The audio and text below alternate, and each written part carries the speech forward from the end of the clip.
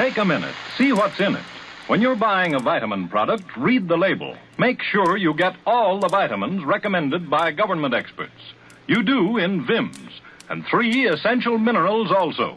Get Vims at your druggist. VI for vitamins, double MS for minerals. Vims.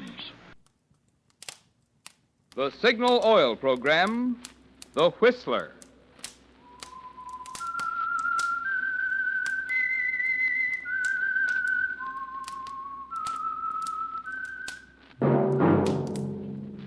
That whistle is your signal for the Signal Oil Program, The Whistler.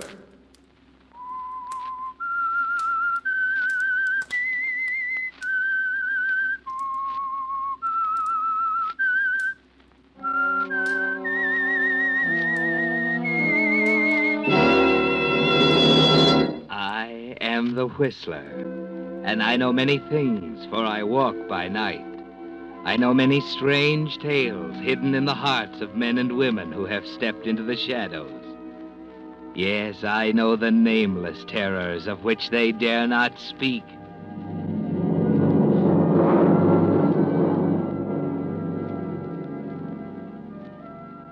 Yes, friends, it's time for the Signal Oil Program, The Whistler, rated by independent research the most popular program on the West Coast. Remember, let every traffic signal remind you, with new Signal gasoline, you do go farther than ever.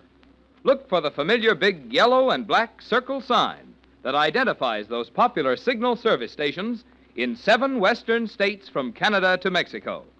And now, the Whistler's strange story, Lucky Night.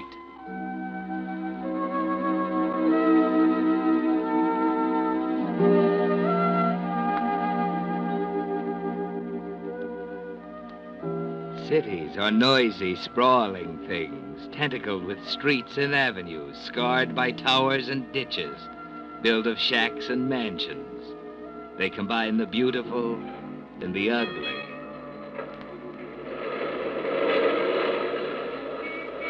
And the people of the cities are as diverse and varied as the buildings, rich and poor, educated and ignorant, the hurrying, scuffling, pushing mob that makes a city live. They are the principals in a million stories enacted every day in the city's streets and its buildings. Here, for example, is the beginning of one story. A man running down a street in the cheap section of the city just after nightfall. He darts across a narrow street without looking. He comes to the intersection of a street and alley, just as a car turns the corner.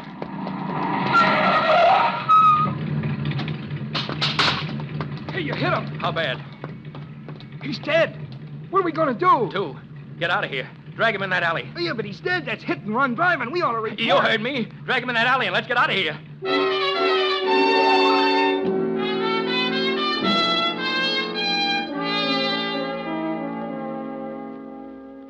Yes, the man lying dead in the alley marked the beginning of a story. A very important story to Mr. and Mrs. Craik, Albert and Carolyn. 2 lovely people who run a boarding house a few blocks away. It's a vital story to them because it involves money. And anything that involves money is more important than life itself to Mr. and Mrs. Craik. And another thing, Albert. You got to go up and see Mr. Sedgwick right this minute because he ain't paid his rent for next week. He's a new boarder, and it's best we show him right off that we ain't going to put up with back rent. Yeah, it'd be a lot better if we could get that Mr. Sedgwick out of here. I don't like the looks of him. Besides, he burns the electric too much at night. It's getting so too honest people ain't able to run a decent, respectable place no more. Yeah. Well, anyhow, you go right up and see that, Mr. Sedgwick. And if he ain't got the money, out he goes. I don't like the way he looks at me, Caroline. He has got a funny way of looking at people. But that ain't got nothing to do with the rent. And you tell him... Who's there? Your star boarder, Mr. Campion. Oh, dear. Now, what does he want? Good evening, Albert. Caroline. You ain't to call us by our first names. I told you that. A friendly gesture on my part, Mr. Craik. But I didn't descend into these charming quarters of yours to discuss the amenities of nomenclature. Now, you stop that fancy talk. And don't bring that cigarette in here. You ain't been smoking in bed now, have you? No, but it's an idea. At least the feeble glow would provide more light than the ceiling fixture. You're complaining again, and you're getting a good room at a reasonable rent. There ain't many boarding houses in the city where you No, get... you're right. There aren't many boarding houses in the city where the boarders have to race home at night to make sure they can get their evening paper. Or where the owners get up at 4 in the morning to steal the cream off the milk. Are you calling us thieves? No, I don't think so, Mrs. Craig. I'd have to qualify that. Sneak thieves, I should say. Why, Oh, no, stop it. Let's don't argue about it. What about the hot plate in my room? What's the matter with it? It belies its name, Mr. Craig. It is no longer a hot plate. It has become a refrigerator. You broke it. In the passage of time, sweet Caroline, mechanical and electrical appliances get out of order. But we can't get parts, Mr. Campion. All right. Let's get to something else. The bedspread, for example. It has become one of the most exciting games I've ever played, to find a spot in the spread free from holes. It embarrasses me when I have guests. We can't afford a new one, Mr. Campion.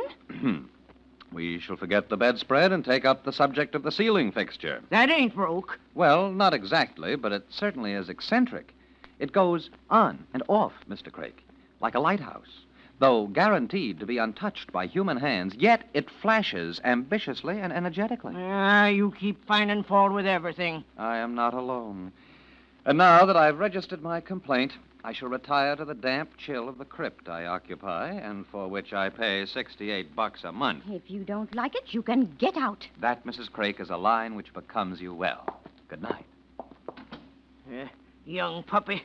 For 2 cents, I'd... Such extravagance. And from you, of all people. Good night. Well, I never.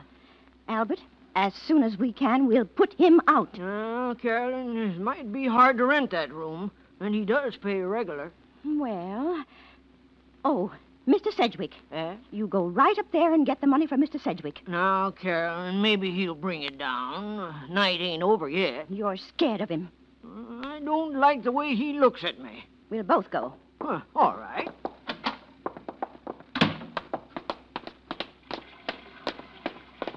There goes that Miss Barton, turning on the water again to wash her hair.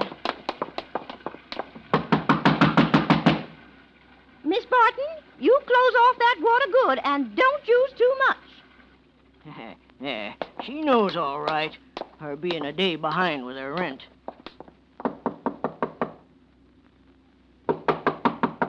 Mr. Sedgwick? Mr. Sedgwick!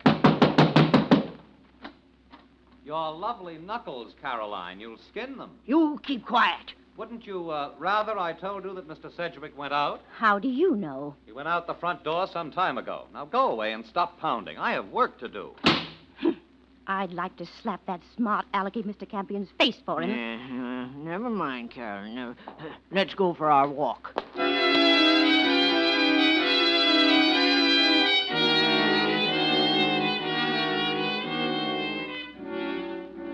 Yes, Mr. and Mrs. Craik, you are a remarkable couple.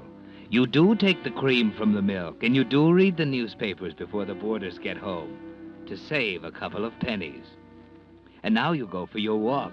Not for exercise, though. It's to save electric light bills. Every night it's the same, down the same street, past the warehouse, over to the brewery, and along the street running through the wholesale district, until you finally get sleepy and turn homeward. Albert, if that smart Mr. Campion tells you that he ain't using electric light in that lamp he bought, he's lying. Yeah, if we could just catch him at it. He's got enough light in his room. He don't need no more lamps. It's costing us money to put up with them. That's right, Albert. Money, we always got troubles. Wait a minute. That's a man laying there. Drunk, most likely. Yeah, that's right. Honest people have to slave for their money, and some no good like this drinks it up and then... I don't smell no liquor. Maybe I'm going to look closer. Keep away from him, Albert. Maybe it's a trap. He might be a hold-up man. Carolyn, it's Mr. Sedgwick. It is. Look. What's the matter with him? He's dead. Albert. Looks like maybe he got hit by an auto. What's that? His pocket.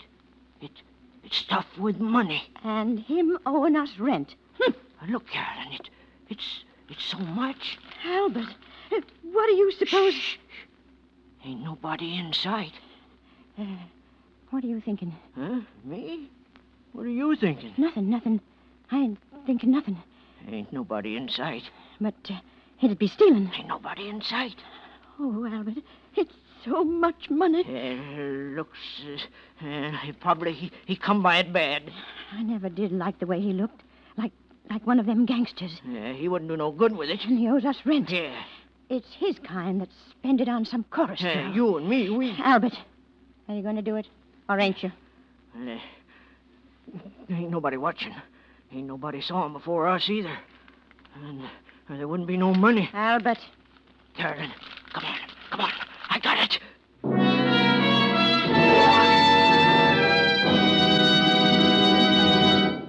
With the prologue of tonight's story, Lucky Night, the Signal Oil Company brings you another strange story by The Whistler.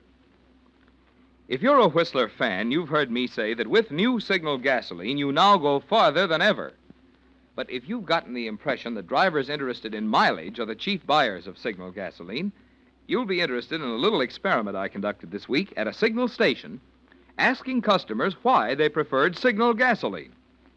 An engineer in a 1942 Buick told me that new Signal helped him get maximum efficiency from his motor.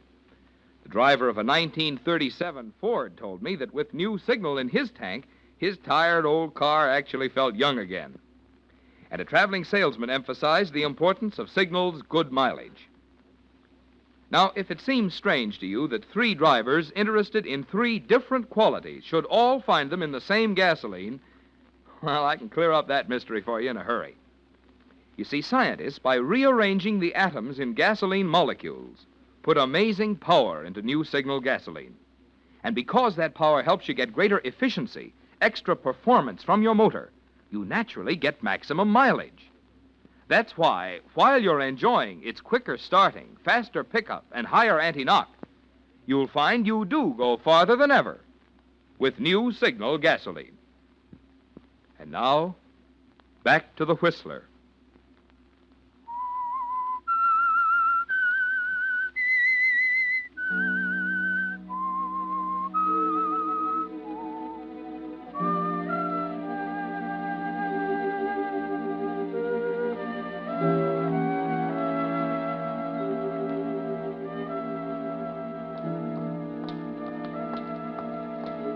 So you've taken the money from Mr. Sedgwick, Albert and Carolyn.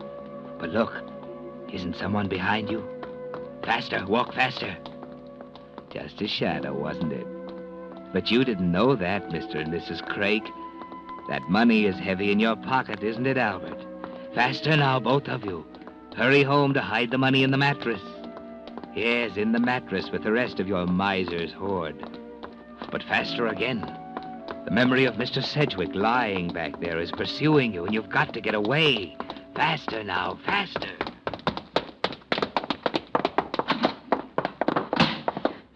Carolyn, Lock the door. You didn't lose it, did you, Albert? No, I got it right here. You got to put it in the mattress with the rest of Well, welcome home. Back early, aren't you? it. Mr. Campion. Yes. Were you expecting someone else? No, I wasn't. Hey, what have you two been doing? Running? No. Why should we be running? You might have heard the nickel I dropped upstairs. Hey, you ain't funny, Mr. Campion. I wasn't trying to be funny, Albert. Now, look, what's the matter with you two? Mr. Craik ain't feeling good. Oh, he looks a little pale around the gills. Someone chasing you? No, nobody chased us. Why'd you ask that? Well, from the way you dashed in here, I thought perhaps you robbed a bank or something like that. We're honest people. To a certain extent, yes. Are you calling us thieves again? I explained that once before tonight. But you two certainly do look excited. And the only thing that could bring a flush to your careworn cheeks would be money. Perhaps left by a rich uncle? We ain't got any uncle. And that ain't no way to talk, Mr. Campion. Okay, we'll forget it. I'm going for a walk. A walk? Well, sure. Why not?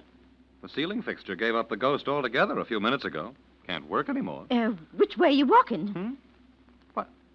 Does that make any difference? Well, of course not, but it's damp out. Yes. You might catch a chill. Your solicitude is absolutely amazing. Can this be the Craiks? The same people who all through the winter dole out heat by fractions of degrees? You want that light fixed, don't you? Unless I am to become a mole, light would be welcome, yes. Well, then you go along with Mr. Craik, Mr. Campion. Aha! What's the matter? I see. See what? Mr. Craik has... What have I got? Wire. Wire to repair the ceiling fixture. Oh, If I help him, it saves the electrician's fee for you. you're always poking fun at us. Oh, no, Mrs. Craik. Well, come along, Albert. You and I shall play Steinmetz to the ceiling fixture. Yeah, all right. Oh, but Mrs. Craik, Huh? I should still like to know what encounter brought you two home before sleep deadened your elfin steps and dulled those brilliant minds. You coming, Mr. Campion? Certainly, Mr. Craik. Yeah, certainly. Albert, you better leave that package with me. Oh, I forgot. Package? What package? In his coat pocket. Albert, give it to me. I ain't going to leave you alone with it. Mr. Campion, Yes, Albert? there's wire and stuff in the cellar. You get it yourself here. Here's the key to the basement. What wonder of wonders. The key to the Craik cellar. And shall I find vintage 1902 or perhaps the skeletons of former boarders? You fix the light, Mr. Campion. If there's anything you need, you can buy it tomorrow. We'll pay you for it. Numb. Absolutely numb I am. This is the epitome of surprise.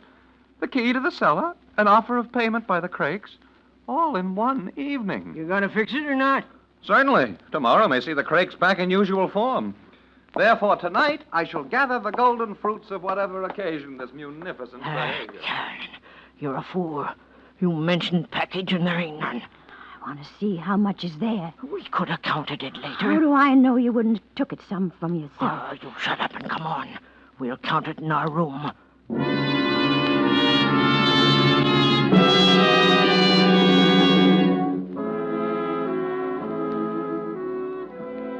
So you count the money, Mr. and Mrs. Craik. And how much is there? 100? Keep counting. 300? Oh, much more. 507, 1,000. Keep counting. Perspiration is beading your foreheads. Your hands are damp, sticky. The bills stick to your fingers. Now you reach 2,000, 3,500. You're not through yet. Keep counting, counting. Your breath hot, your eyes glazed with greed. Ah, now you've finished counting. How much? $5,000. And we found it. Just found it. We went for a walk and we found it. Not so loud. You wake everybody. Oh, we're rich. Who's there? Campion, is anything wrong? No, there's nothing the matter. But I thought I heard Mrs. Craik.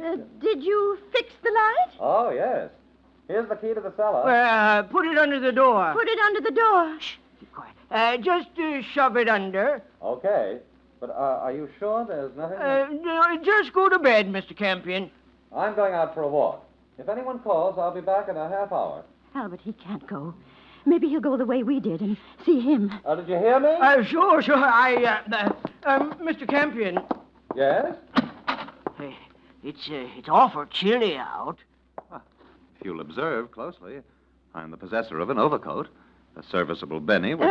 Wouldn't you like a nice cup of tea? I beg your pardon. You like tea, don't you, Mr. Campion? I don't understand. And tomorrow we'll have a new hot plate for you. Yeah, maybe we can pick up one second-hand. Mr. and Mrs. Craik, take a close look at me. My name is Campion. I've been living here for 6 months, during which time you must have seen that I am not affluent in any way.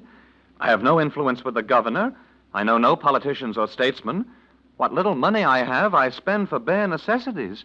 In short, Albert, Caroline, why are you spreading this soft soap with such a lavish hand? We're willing to let bygones be bygones. Oh?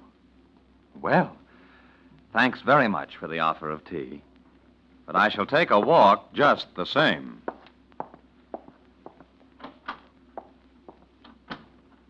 He'll go the way we did. I know he will. Forget it. Close the door. Well, what if he does find him?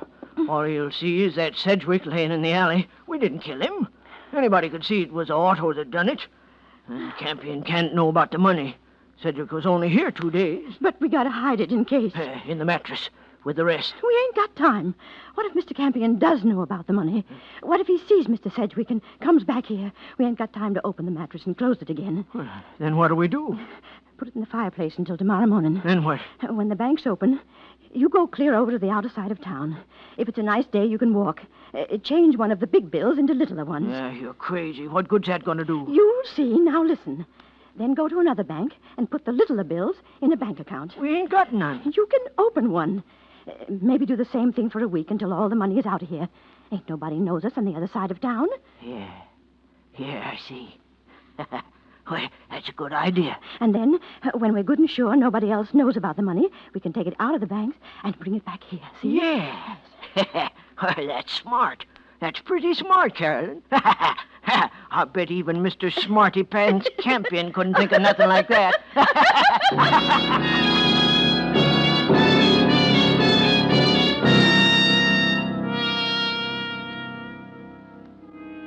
That's a splendid idea, Albert and Carolyn. Splendid. You hear Mr. Campion come back. Go to his room upstairs. He doesn't knock on your door. He says nothing. So you sigh with relief. But you spend a sleepless night just the same. What if he does know and guesses? Then it's morning. You leave the house, Albert. In your pocket is a $100 bill. You start for a bank across town, a bank where no one knows you. You reach the bank, give the bill to one of the tellers. He looks at you hard.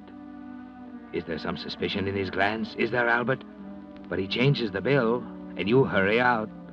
You start for another bank blocks away. But before you get there, a newspaper headline catches your eye. You can't read it all, but 2 words make you start and turn pale. Bank robbery. You read as much as you can, but your lifelong miserliness doesn't let you spend a nickel, just 5 cents for that paper. Then one phrase strikes your eye. Marked money. Marked money. Now you hurry home. The other bank is forgotten. You should take a taxi, but you don't think of it, even though 5s and 10s are clutched in your pocket, the dampness from your hand making them a pulpy mass. Now you're home, safe. Pardon me, Mr. Craig. I can't stop now, Mr. Campion. Okay, so you can't stop. Don't you want to know why this policeman is here? Policeman? Where? Using the phone down the hall. It seems our good friend Mr. Sedgwick has some shady dealings. Sedgwick? Yes, you see, there was a little Well, incident. I got to go to Carolyn. I went out to get some medicine. I'll... Oh, the law will wait, Mr. Craig. The law will wait. Carolyn! Is the policeman gone, Albert? No, he ain't. I saw him coming down the street while I was looking out the window for you. Why was you gone so long, Albert? Oh, never mind that. He What? came up the stairs and he rang the bell. I couldn't answer the door. I just couldn't, Albert. So I pretended I wasn't here. Then Mr. Campion came down and knocked on our door. Did he hear you? He know you was here? I must have made some kind of noise because he talked to me. I didn't say nothing. Then I heard the policeman and Mr. Campion talking. You tell me what they were saying. I couldn't hear it good. I put my ear against the door, but I couldn't hear nothing but low talk. And that's what it's for. That's what it's for. What are you saying? Where's the rest of the money? Still in the fireplace. Are they going to arrest us, Albert? Are they going to arrest us for taking money from Mr. Sedgwick? The paper said it was marked. Oh. The bandits took marked money from the bank. The serial numbers was all wrote down. Now we got it. That Mr. Sedgwick was a crook. We got to give it back. You're crazy. Then we got to tell him we stole it off Sedgwick. We got to get rid of the money. Albert, what are you doing? Burning it. Oh, no, Albert. Let go my arm. That fellow at the bank, he looked funny at me. It took me 20 minutes to get back here. He told the police before I got back. You burning it! Burning it! You shut up. Oh, don't burn it! No, shut up! Oh! Albert, you didn't have to hit me. You didn't have to hit me. That's a policeman. Shh. Quiet. That's a policeman. Now, you go keep him away. The money's nearly gone. Then he can come in. Go ahead now. Go ahead. Don't stand there like a fish. Go ahead. Who is it? Campion, with a stout minion of the law, his name is McCarthy. Just a couple of seconds more. Just a couple of seconds. I ain't dressed. Oh, come, Mrs. Craig. It's after 10. You were up early this morning. I heard you. It's done, Carolyn. You can let him in.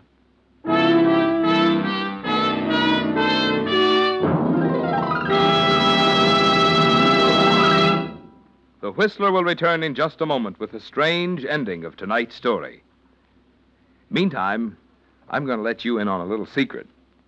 Don't you be surprised if someday somebody stops you on the street and asks such questions as, what do you consider the most important qualities in gasoline? Or, why did you select the brand of motor oil you're using? The questioner will probably be from the research organization which Signal Oil Company regularly employs to find out how they can serve you better, how they can help you get more pleasure from your car. It's this policy of finding out what the motorist wants, then giving it to him, that has led to the development of ever finer Signal products, including that amazing new Signal gasoline that's so packed with power you can actually feel the difference and see it and hear it. Give it a try. The chances are you'll say Signal gasoline has everything. For after all, new Signal gasoline, like all Signal products, is the answer to what you, the motoring public, have told Signal's research people that you want. And now, back to the Whistler.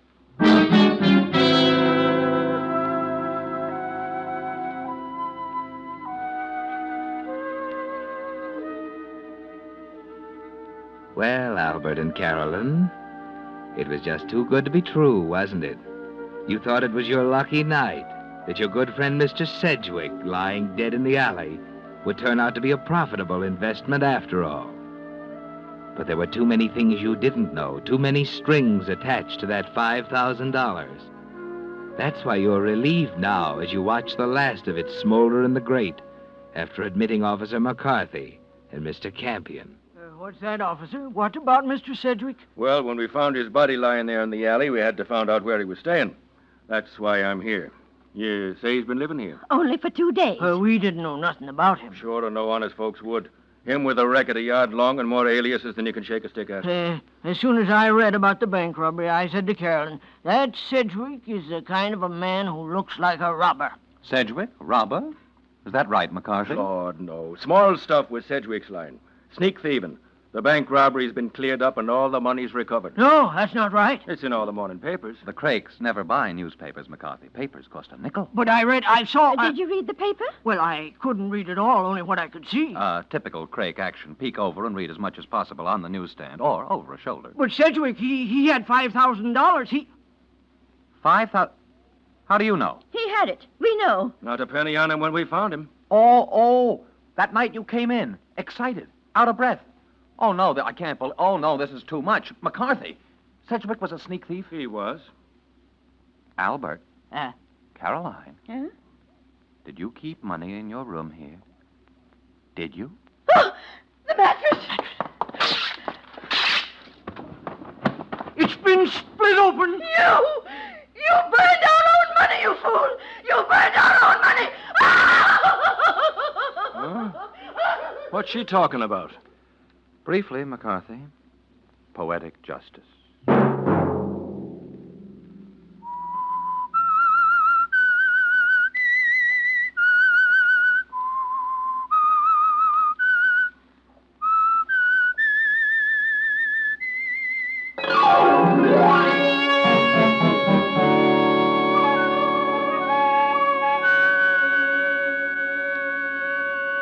Next Monday at 9 o'clock, The Whistler will bring you another strange tale.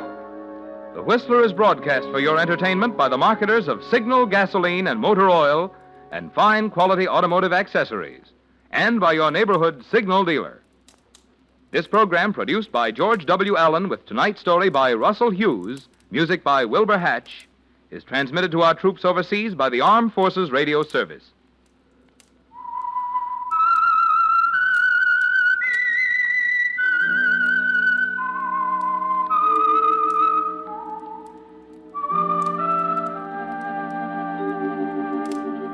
That whistle is your signal for the Signal Oil program, The Whistler. This is Marvin Miller speaking, reminding you to look for those familiar yellow and black circle signs that identify those popular Signal Oil stations in 7 western states from Canada to Mexico. This is CBS, the Columbia Broadcasting System.